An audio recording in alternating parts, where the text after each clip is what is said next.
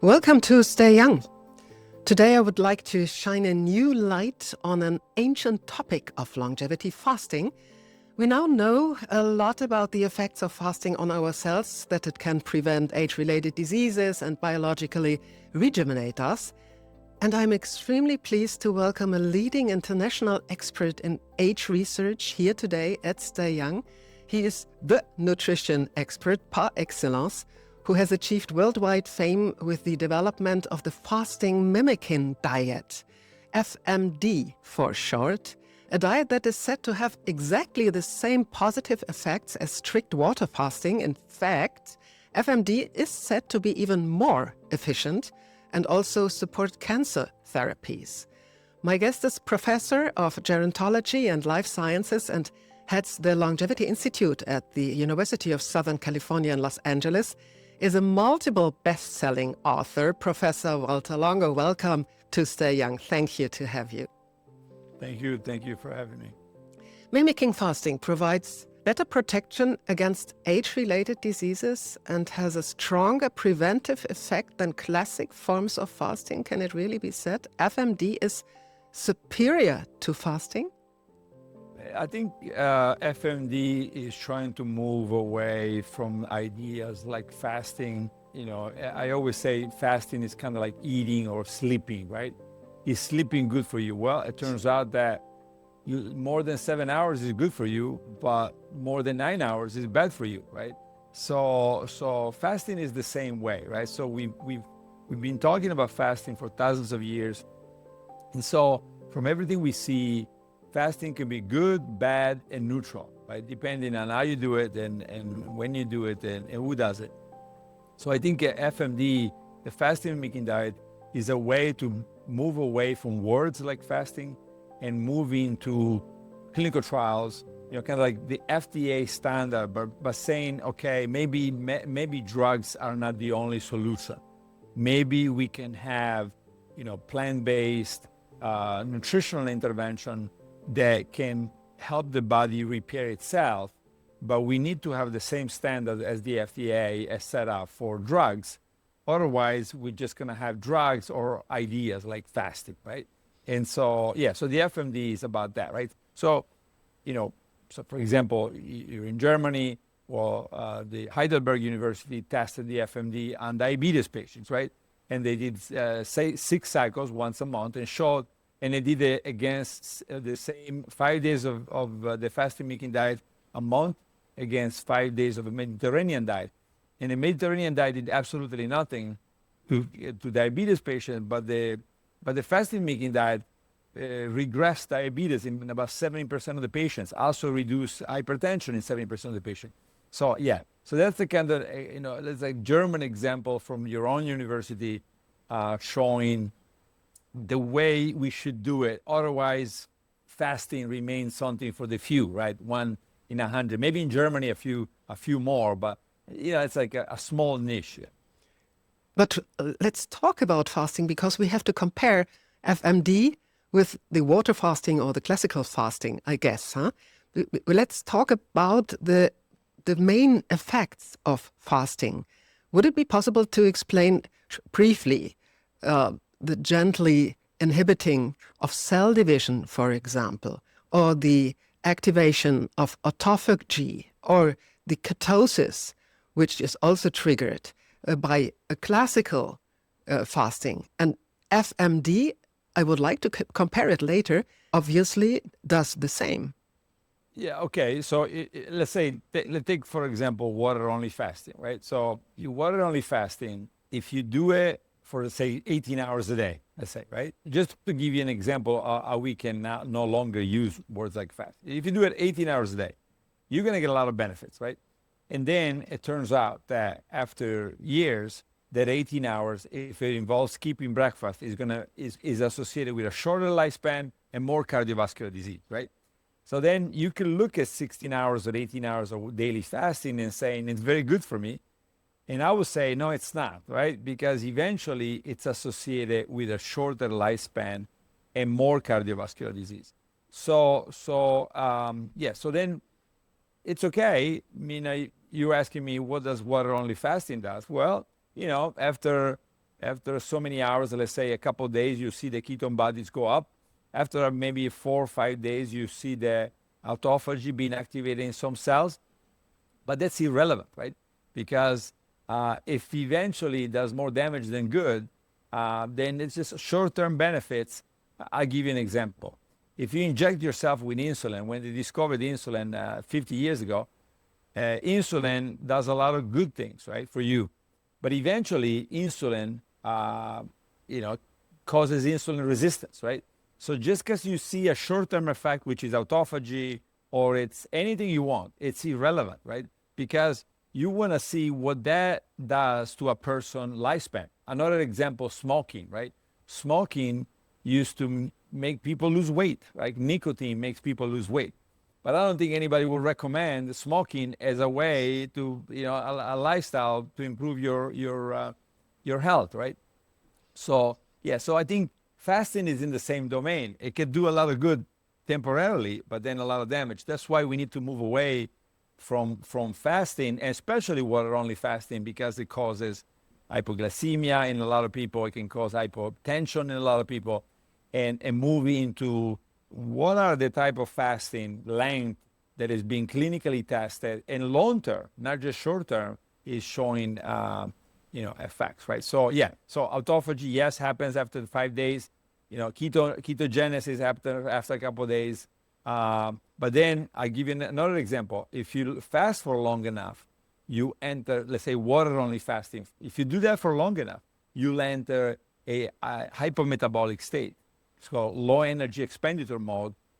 And now you can be locked in that low energy. So you basically consume less energy. And that's not what you want, right? So you don't want to enter that state.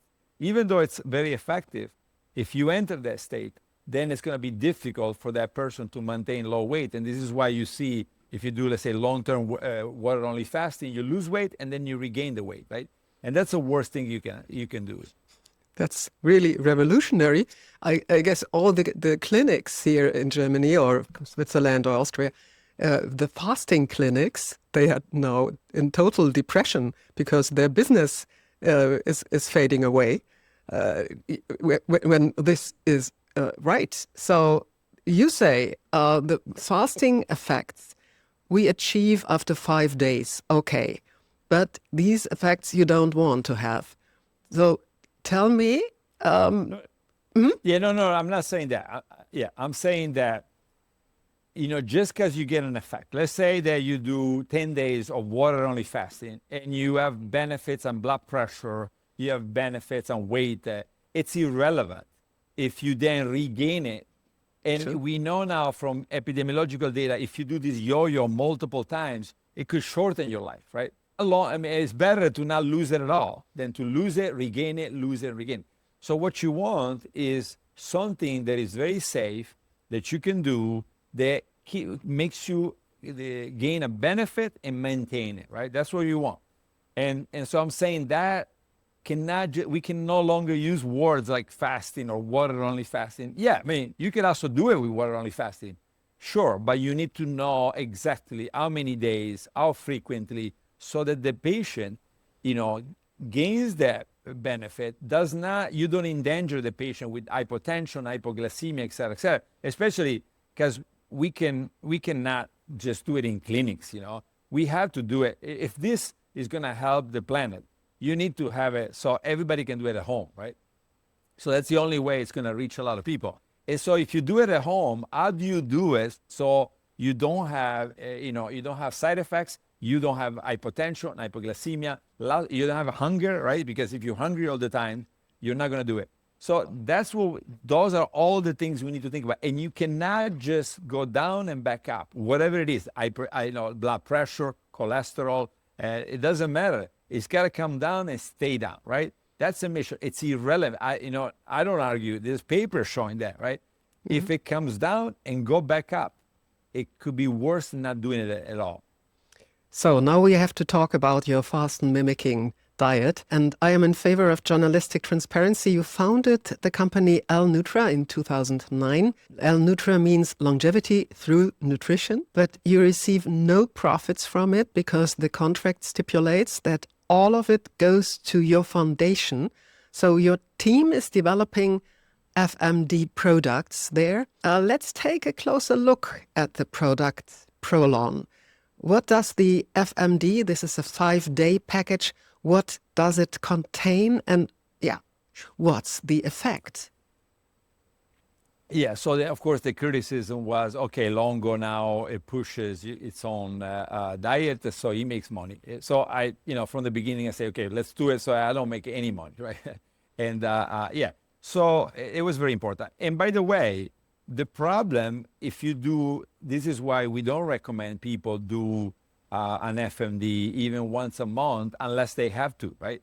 So the problem can also be FMD. It doesn't have to be just water-only fasting. Even with the fasting-mimicking diet, let's say you do 3 FMD consecutively, we don't like that. I don't like that at all, right? I don't want people to do, FMD 5 days and then another 5 days and another 5 days. I usually say, like we just finished a clinical trial in southern Italy, it's once every 3 months, right? So once every 3 months, they do the 5-day FMD. So what is it? It's a low-calorie, low-sugar, low-protein, high-fat, plant-based diet. And so it's combining. So we are molecular biologists, geneticists. And so, 20 years ago, we did 15 years ago, we did the first clinical trial in Los Angeles at USC Norris Cancer Center on water-only fasting in cancer patients, right? So we have shown in animal studies that water-only fasting was making the mouse more protected and the cancer cells more sensitive to chemotherapy, right? So then we launched the first clinical trial, and we were very surprised when patients did not want to do water-only fast, right? We thought for sure they're very motivated, and the oncologists are very motivated. It's gonna work, but nobody wanted to do it, right? That's when we then went back to the National Institute of Health, and then got funded to do a fasting mimicking diet. So, okay, let's let the patient eat and at the same time get the benefits of fasting. And so we were experts in connecting ingredients in the diet with cellular fasting response. So it's just a matter of tricking the cells and the system into having only ingredients that don't interfere with the fasting response, right? But on top of that, I made the decision that I wanted to be ingredients that were associated with longevity and very long lives, right? So is basically combining the longevity diets of the world, what I call the longevity diet, with the fasting mimicking diet, right? So it's very healthy. So the vegetable, the nuts, the ingredients that are plant-based and that are also have the properties so they don't interfere with the fasting response. So the crucial thing is that our body cells do not sense any nutrients with this diet. Even through the body receives between 1,100 and 800 calories per day. Why do these foods remain under the radar of nutrient detection? Yes, because, for example, fats and certain fats are part of the fasting response, right? So the body, if there are fats, doesn't really register as an anti-fasting response ingredient, right? So it continues on, right? Because normally we have reserves. Most people have a couple of months of fat reserves. And so that fat becomes our fuel for months. And so if you eat fat or if you have your internal fat, that's okay. That doesn't register as an interference with the fasting. Now, sugars, proteins, especially certain amino acids, the higher levels at certain point, that's going to block the fasting response, right? So that's why we have ingredients that, like glycerol inside of the fasting mimicking diet. Glycerol is part of the fasting, the breakdown of fats. And so, again, the body doesn't mind. But the body, though, can use glycerol to make sugar when it needs it, right? So if a patient is going into a very low glycemic level, now the glycerol that we give them allows them to make rapidly glucose so that the brain now can be fueled, right? This is part of the tricks that we use to, respect the fasting response and yet protect the patient from problems. And another one we've seen in animal data is water-only fasting actually cause increased leakage of the gut, right, of the mice. But fasting mimicking diet did not, right? So that the fasting mimicking diet seemed to give the order to the gut, don't break down too much, because there's still food coming through. And also there is an issue of energy expenditure. The digestion is causing a lot of energy expenditure, which you don't have with the fasting. There is nothing to digest. Water only fasting, nothing to digest. With the fasting-mimicking diet, the body is still having to do the work to digest. It's keeping the intestine relatively intact, so there is no leakage. And it's also, we've seen, causing stem cell activation, intestinal stem cell activation. And so it's allowing the body to do all the things that water-only fasting does, but it removes some of the problems associated with water-only fasting. But I got one package and I tasted and I did the diet, and I thought there is not much fiber in, and fiber is very important for keeping your gut working. Yeah, I mean, the FMD is a compromise, right? So you don't want to, FMD is a medicine essentially, right? And it's now being tested in 45 clinical trials in mostly independent university. The company has nothing to do with it. Heidelberg, for example, did its own study, made its own conclusion, no interference from the company, right? So the fiber is something that belongs to the diet, everyday diet. So the rest of the year, you can have all the fiber in the world. In that 5 days, you want to have the FMD exactly as described, right? And there is a lot of reasons why, for example, we have a relatively high starch content. Why? Well, we're trying to fight. I mean, earlier you asked me about the ketogenesis. I designed this so that the ketone body level will not be too high, right? So I did not want high ketone body level. Why? Well, for the longest time, people talk about ketone bodies fighting cancer, but for certain cancers, ketone bodies help the cancer growth, right? So, I did not want this yo-yo of high ketone bodies and low ketone bodies.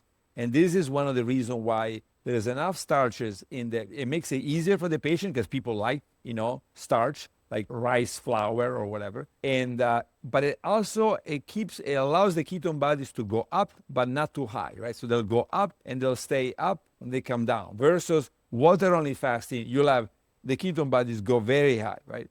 But to somebody that is predisposed, that very high ketone bodies could mean some cancer cells actually growing more rapidly. Okay, so to understand how FMD works and how practically I use it, first, how does it work? To understand it pretty much better, the crucial thing is the protein content, because it is amino acids that switch on mTOR and anabolic processes. Yeah, so amino acids, you have low amino acids that are activating growth hormone, IGF-1, TOR, RAS, et cetera, et cetera. So you have low amino acids, and then you have low sugars and low insulin, right? So you have low growth factors, low sugar, and the low sugar, low insulin together with the low IGF-1, low TOR, that's what you want. If you go back 30 years in yeast, that we were the first to, show that we can make an organism live 10 times longer, right? A simple organism, by blocking the sugar pathway and blocking the protein pathway, right?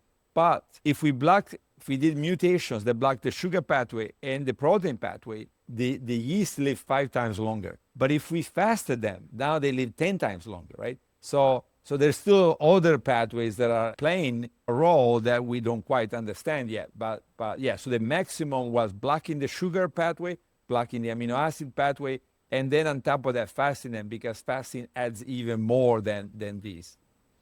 So low protein, low glucose. What is in?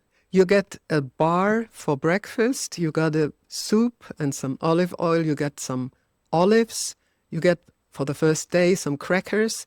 So what is in, and how long did it take your team to develop this very specialized composition? It took us, the initial one, maybe 5 years, right? A lot of work in mice, but then a lot of thinking, right, about patients and what could this do to the patient? What does it do to the blood pressure? What does it do to the hypoglycemia, et cetera, right?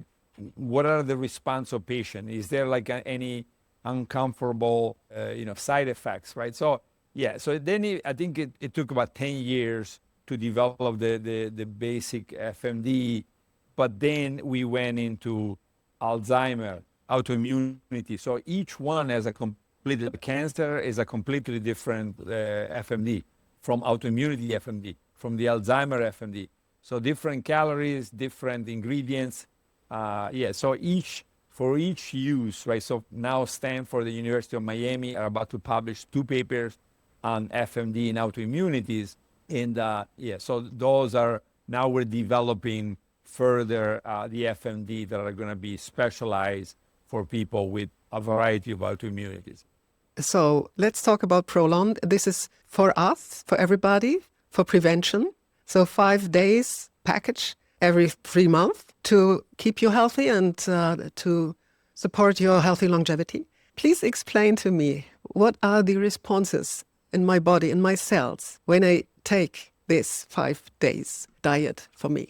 Yeah, so first of all, in the clinical trials, we've shown that on average, people after 3 cycles of the FMD, their biological age was reduced by about 2.5 years, right? So they had the markers, at least, of people that were 2.5 years younger, right? Then the possibility is like, well, what if you did it 3-4 times a year, every year for 20 years? We don't know.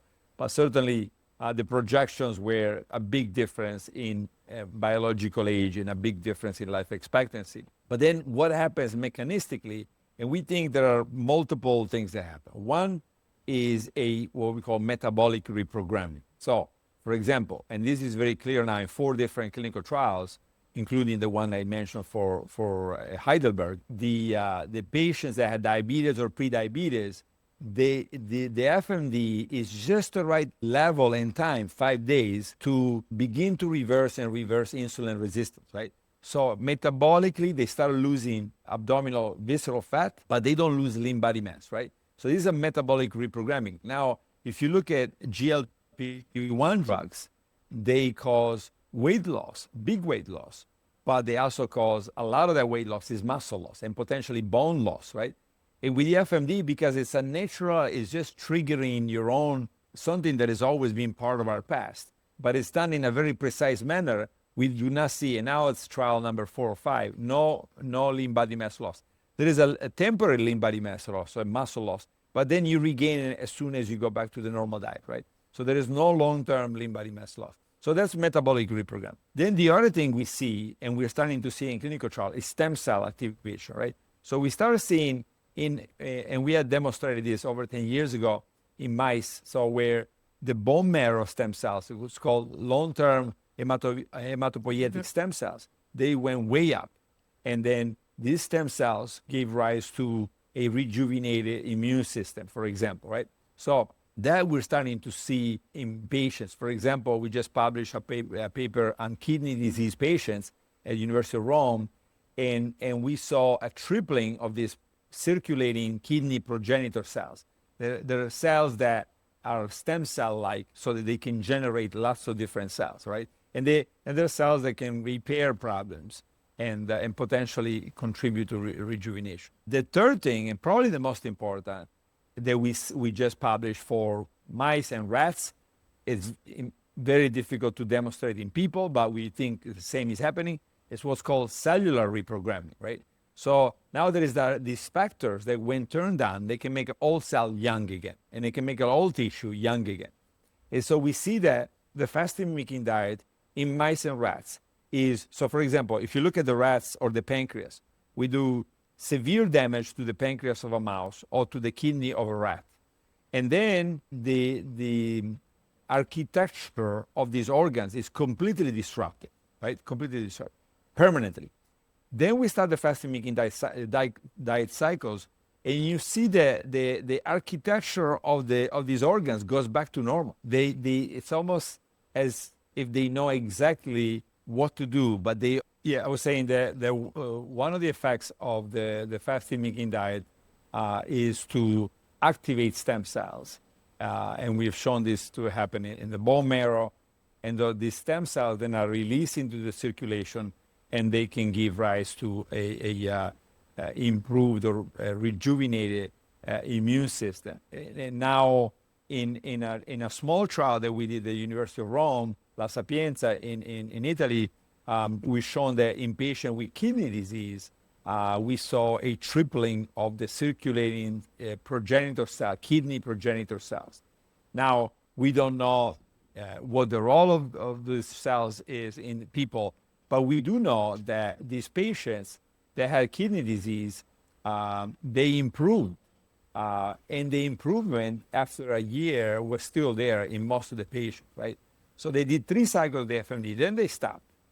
And then, a year later, the clinicians went and measured the improvements, and they were still there, right? So suggesting that maybe these regenerating, rejuvenating effects are also occurring in people. And and then third is what is called cellular reprogramming. And now this is probably the hottest thing in the aging field. Is Belmonte lab had done this in a forceful way. They have these factors called Yamanaka factors, and they forcefully activate them, and this reprograms cells and rejuvenate cells.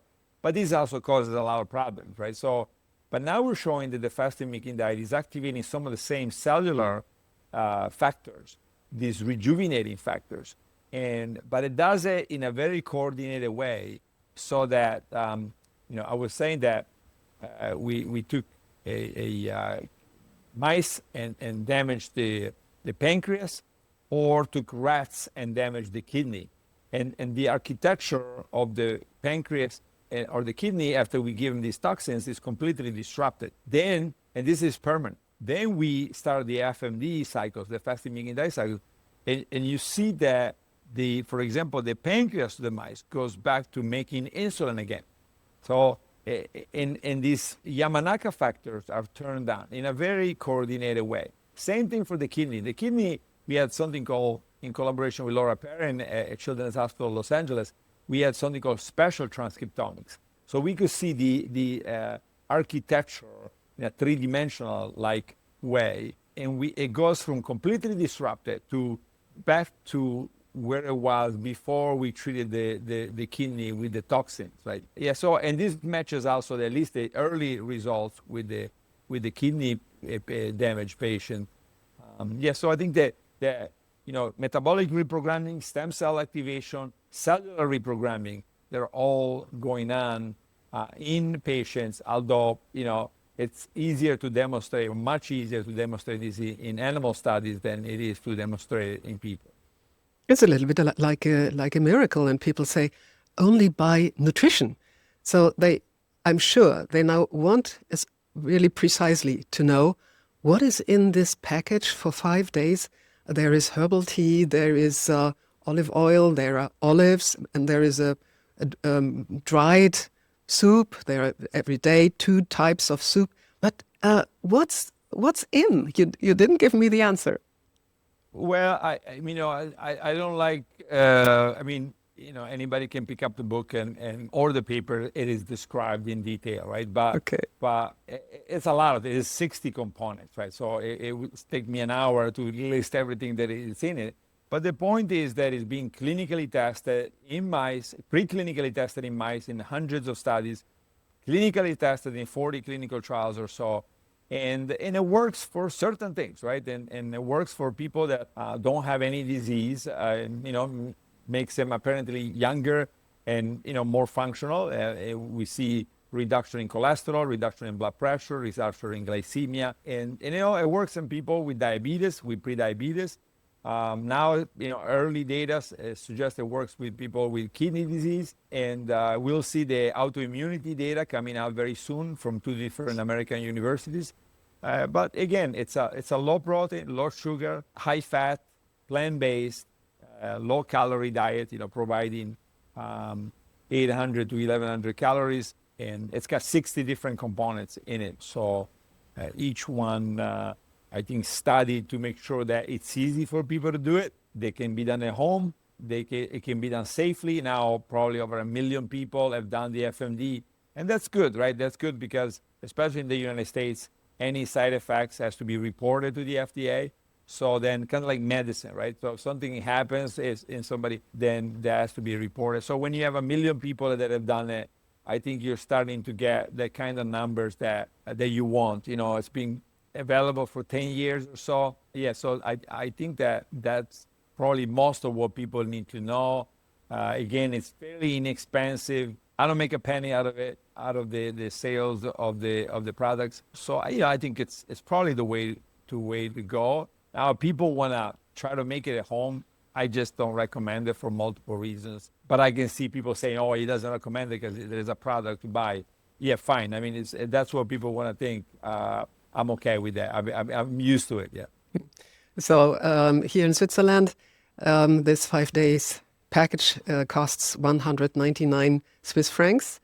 And some people say, okay, for 5 days, okay, 199. Is the cost of research included in the calculation?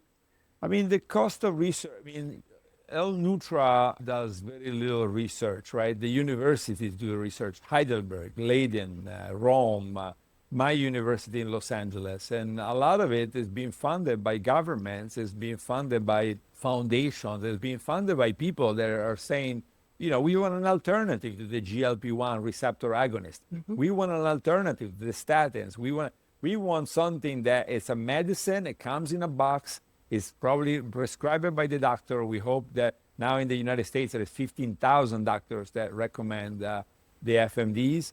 Yeah, so I think that's the way to do it. And 15,000 doctors. This FMD.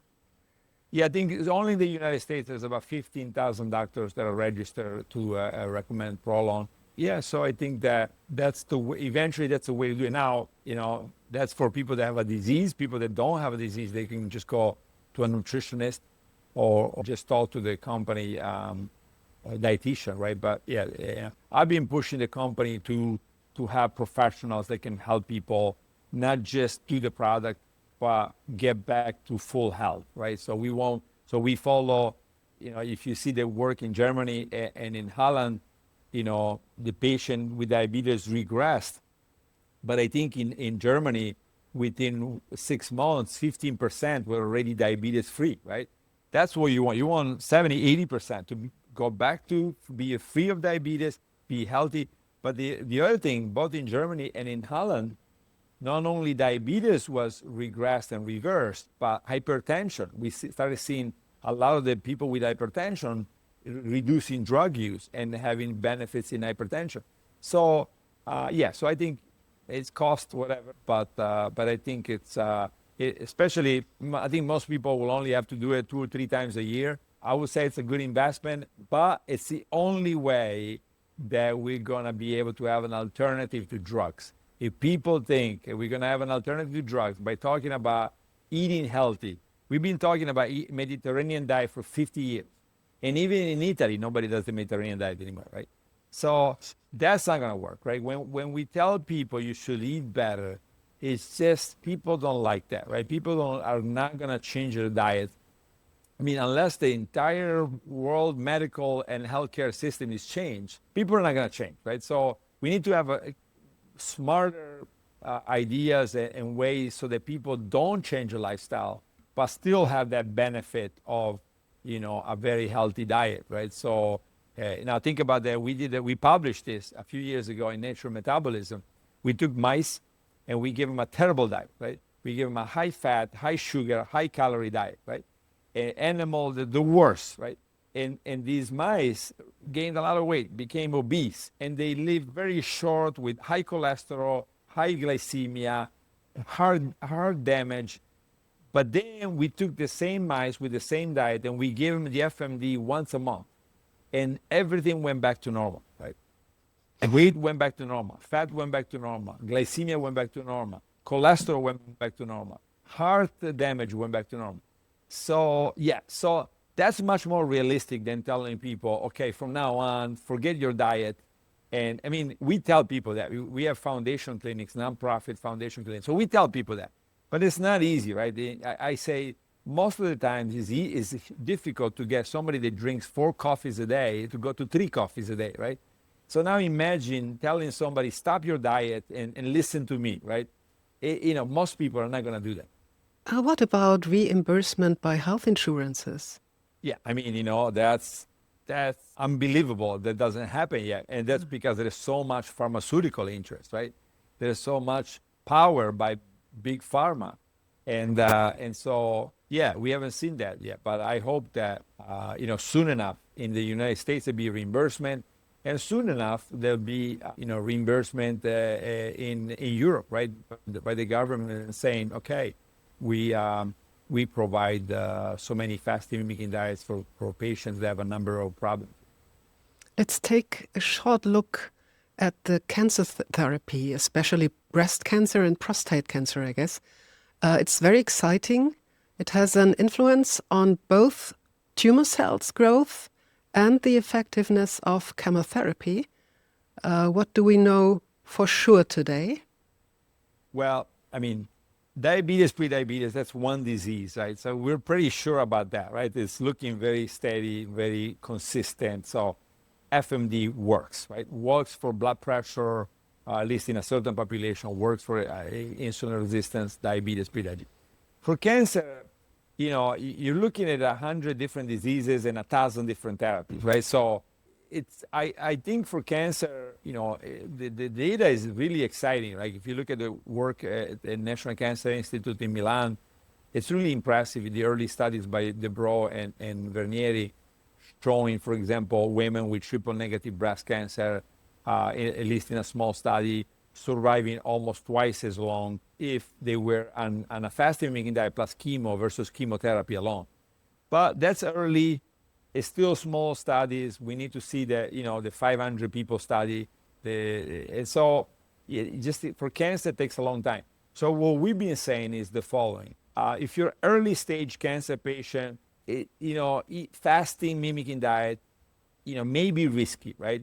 We don't know. We just don't know. It could help you tremendously and maybe not help you at all, right? So, but as you get to metastatic breast cancer or prostate cancer or lots of different cancers, if you get to advanced stage 3, stage 4, then we recommend to most people, talk to your oncologist and ask, is there something? So basically we're saying, if you have a 98% chance of being cured by the standard therapy, don't touch it, don't change anything, right? We give a patient recommendation on the everyday diet. We call the longevity diet, time restricted eating. So a lot of recommendations, but we say don't change anything, don't do FMD. But as they get to stage 3 and stage 4, when the survival is much lower, especially if they already received therapy and it's not working anymore, then we say talk to your oncologist and let's see what FMD does. For example, in one of the trials that was published with 100 patients, the Vernieri group, the oncologist, and these are the same oncologists that when I first presented this to them over 10 years ago, they were very skeptical, right? And so now they did a trial and they saw that not only it seems to be working very well for all patients, in one way or another, but then they had 5 cases. I think they had about 20 stage 4 metastatic cancer, like colorectal, breast, pancreatic, and lung, right? The people that are in trouble, big trouble, right? And they showed that, I think out of the 20 that were in trouble, 5 went into remission, right? So they did the fasting-mimicking diet plus immunotherapy, fasting-mimicking diet plus chemotherapy, lots of combination, but always with the fasting-mimicking diet, and many cycles of it. And 5 of these 20 or so went into remission, right? Then they published a paper saying, they call it exceptional responses in the cancer setting, which, they'd never seen before, right? So patient with all these different cancers going into remission, right? From, let's say, a stage 4, lung cancer, that's very unusual that somebody like that. In this patient case, for example, the patient did immunotherapy plus FMD, and it went into remission. So it's not conclusive. We don't know anything for sure, but we know that if you're at that stage and the doctor says, hey, we're running out of option, okay, then say, I would like to try the FMD and see what the oncologist says. And you are developing a protein bar, especially for therapy, chemotherapy, or for cancer patients? Is it right? I don't develop anything. The company develops. I'm outside of the company. I don't have any leadership position in the company. So the company is developing lots of things. But in the lab, in the university lab, we are we're bringing in this Nutri technology, and we're saying whether it's a normal people or a cancer patient, can we come up with ways to get the benefits, the anti-aging effect, the cellular protection without causing problems like malnourishment, loss of muscle mass, cachexia. Yeah, so that's what we specialize in trying to get all the benefits, get both sides of the benefits, because a lot of the field is divided into two. The ones that say overeat, if you're a cancer patient, eat as much as possible because you're going to be weak. And the other ones are saying don't eat because, people, some of the things that we started, don't eat because that's going to kill the cancer cells. But you have to, find a way to eat the right thing so that you get both benefits. You don't lose muscle and you kill the cancer cell. Mm-hmm. May I ask, how do you personally manage the amount of protein in your diet, and basically how do you eat? Yeah, so first of all, a high animal protein diet is a bad idea, right? And we're almost certain of this. And yet, a lot of people think that this is the way to go, right? So there is data from epidemiological studies, centenarian studies, mouse, rats, name it, right? So a high animal protein diet is bad, right? So the good amount of protein is about 0.8 grams per kilogram of body weight. So if you weigh 50 kilograms, that's about 40 grams of high, good quality protein. So it cannot be 40 grams of legumes. It has to be 40 grams, let's say, fish, plus seeds, plus nuts, plus legumes. Right? Say 8 grams of each, right? Each category, and then 40 grams. That's a good quality. If it was 40 grams of legumes, or protein, not legumes. So let's not confuse proteins with food that contain proteins, right? So 40 grams of protein from legumes are going to be low quality, right? So legumes are great. They're one of the healthiest foods, but the proteins that they contain have low levels of certain amino acids, right? So you can have beans and you can have chickpeas and you can have all of that, but you have to have, out of the however many grams you need per day, you need to have, let's say, 3/4 coming from 4 sources other than legumes. So that's the protein part. Now, after 65, this probably has to be raised to make sure that you have minimal lean body mass loss, minimal muscle loss, and bone density loss. So that's the protein. Then the rest of it, is mostly we preach a pescatarian diet, so fish plus vegan, with, unlike the Mediterranean diet, high vegetables and low to normal fruit, right? So not fruits and vegetables, but vegetable and some fruit, right? So that's another big change compared to the Mediterranean diet. And another big change, I think, it's personalization, right? So, it makes no sense for a German to be on a Mediterranean diet. But what it makes sense for the German is to be on whatever diet that, has the right ingredient. We call it the longevity diet, based on their ancestors. So if somebody from Germany had ancestors that came from Northern Europe, okay, the vegetables had to reflect that origin, right? You don't want to force a German or a Norwegian to now eat like the Sicilians eat. Now, that can be beneficial. I'm not saying that it cannot. So a German can eat a Mediterranean diet, but a German, you can have 2 twins. One eats the Mediterranean diet and benefits tremendously. The other one eats the Mediterranean diet and suffers like hell. So because they're allergic to tomato, because they're allergic to eggplant, because they're, there's a lot of reasons why a Mediterranean, because they don't digest beans very well, right? Because the fish that comes out of the Mediterranean may not be compatible with their digestive features, So that generally summarizes what I call the longevity diet, but I encourage people. My first book is translated in German also, yes. And so I encourage people to read it. Even the book Profits go to the foundation. So I don't important to know out of that, right? So yeah, and I guess in that book you also mentioned that you are eating a little bit like the people in your hometown in southern Italy, huh? Personally. Well, I mean, I don't need to like them, but I certainly, So the habits of the centenarians are one of the 5 pillars that we use to come up with the longevity diet. So we learn from centenarians because, of course, that's great, right? If you start with people, what was common at the table of people in Okinawa, Loma Linda, California, southern, these villages where people live long. If they ate like that for 110 years and made it to 110 years, that's pretty good news, right? That means that, it may not be the perfect diet, but certainly it's a good diet, right? So we start with that, but then we add the mouse studies, we add the epidemiological studies, like studies of millions of people. We look at the clinical data. Yeah, we put it all together then to come up with the longevity diet. So yeah, I very much learn from my ancestors' diet, and but that's just maybe 1/10 of what we use to come up with the longevity diet. Yeah, we have to read your books, and we have to, I guess, to watch your Netflix. It's not a drama; it's a documentary, which is coming now. Yeah, it's not mine. It's not mine. It's narrated by Edward Norton, Yes. Oscar winner, I think, actor, and directed by Barry Alexander, multiple-time Oscar-nominated director, and produced by Chiara Tilesi, Oscar-nominated producer.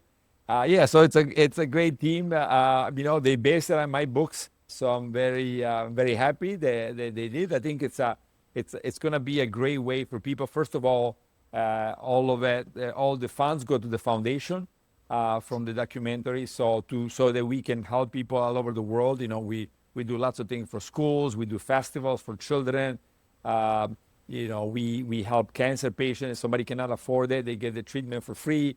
So the documentary, revenue will go to the foundation, so that we can continue to do what we do, both in the United States and in Europe. And hopefully, we'll have at some point enough funds to also come to Germany and bring the foundation to Germany. Now it's mostly in Great. Italy and the US. So the title of the Netflix docu and date of release. I think April 7th, the release, and it's called Fasting and the Longevity Revolution.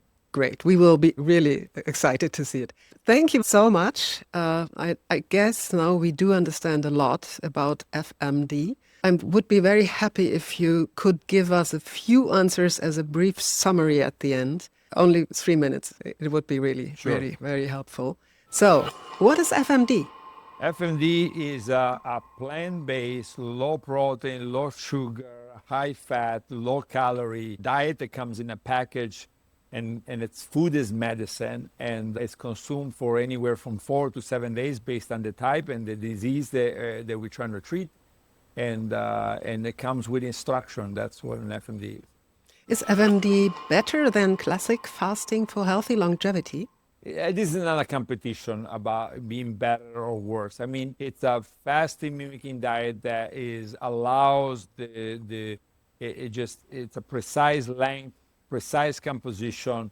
It's a medicine that is being tested in clinical trials, and I encourage people to just focus not just on short-term clinical trials, but long-term clinical trials. So my question is, these have been done for the FMD, so then, for the water-only fasting, what are the clinical trials? What are they showing? How feasible they are? So I'm not so worried about water-only fasting. I started with water-only fasting, and I moved away from water-only fasting. And it was not my decision. It was the decision of patients, right? Patients refuse water-only fasting. Oncologists refuse water-only fasting. And only then we moved away from water-only fasting, because most physicians, not just the oncologists, were worried about people doing water-only fasting at home. And, and even from our own experience, we were very worried about, for example, hypotension, people blood pressure dropping, and now keep in mind, to us, even 1 in 1,000, some Germans could say, oh, come on, we've been doing water-only fasting for 100 years. It's irrelevant, right? Especially if you've been doing it for 100 years in a clinic, right? So we're talking about people doing it at home, and even 1 in 1,000, and it's not the number, believe me. If people do water-only fasting, it's just a matter of time before they're going to have problems, either hypoglycemia, hypotension, and lots of other problems. So I think for all those reasons, it's not a competition, but people need to realize that there is a medical system for a reason, There are universities, hospitals for a reason, and everything has to be tested and shown to be effective. And then and only then people should say, okay, I see the data, I'm convinced. What exactly is the 5-day program FMD? Yeah, the 5-day program FMD, it's a box that contains vegetable soups, it contains nut bars, it contains something called glycerol, it contains high-fat foods but healthy, like olives. And so it's trying to melt the fasting response with the longevity the ingredients from the longevity areas of the world. So extremely healthy ingredients, but only the ones that mimic fasting. Which effects of FMD are scientifically proven? Yeah, so scientifically, there is a long list because science is also the science in mice. Clinically proven, I think now it's pretty clear that prediabetes has been clinically proven, diabetes regression, clinically proven, effects on biological age, people becoming, at least based on markers, becoming younger, a little bit younger. That's now clinically shown. I mean, proven is hard to say because it's, there's opinions about how you measure aging. So those are some of the clinically proven. Now we're starting to see lots of data, very consistent with cholesterol lowering, blood pressure lowering. And I think that the really interesting thing is the sophistication of these improvements. They don't come with little muscle mass loss or bone density loss. So far, no indication in the great majority of the trial, unlike the GLP-1 trials, no indication that the benefits are associated with big side effects. Do you do FMD yourself? And if so, how many times a year? Yeah, I do the FMD maybe once or twice a year. And but I also follow the longevity diet. I do time-restricted eating. I do 12 hours. Monday to Friday, I skip lunch. So I do lots of things that allow me to move it down to once or twice a year. I exercise very regularly. I walk an hour a day. So I think the more you get away from what I do, the more probably you're going to need cycles of the FMD, all the way to diabetic patients that are obese, have diabetes, and they need to do it on year 1, 6 to 12 times in a year versus the 1 or 2 that I do. Professor Valter Longo, thank you from the bottom of my heart for your time and for all these insights. I'm really happy, and I guess all our followers will be very, very happy to listen to you. And I guess Fasten-mimicking-Diät, we will hear a lot in future about that. Thank you very much for your time. Thank you. Thank you, thank you. Danke fürs Zuhören. Ich hoffe, diese Folge hat dir gefallen. Weitere Informationen findest du wie immer in den Shownotes. Wenn du etwas in dieser Folge gelernt hast und diesen Podcast unterstützen möchtest, würde ich mich über eine Bewertung freuen. Damit hilfst du mir und anderen Zuhörern, dass dieser Podcast und seine Inhalte leichter gefunden werden. Besuch mich auch auf meinen anderen Kanälen bei Instagram, TikTok, Facebook oder YouTube. Ich freue mich immer über Feedback und weitere Fragen von dir. Alles wird gut, aber nicht von alleine.